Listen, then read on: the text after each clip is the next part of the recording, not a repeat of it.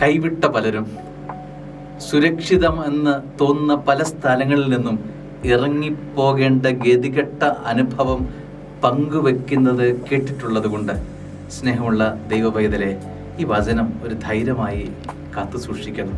സങ്കീർത്തനം 27:10 അപ്പനും അമ്മയും എന്നെ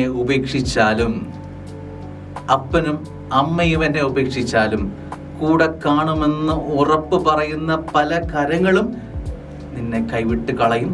ഉറപ്പ് 100% കൂടെ ഉണ്ടാവും, നിഴല് പോലെ കൂടെ ഉണ്ടാവുമെന്ന് പറയുന്ന പലരും മിന്നി മാഞ്ഞു കഴിഞ്ഞു. പറയുകയാണ്, അപ്പനും അമ്മയും എന്നെ ഉപേക്ഷിച്ചാലും കർത്താവ് എന്നെ കൈക്കൊള്ളും.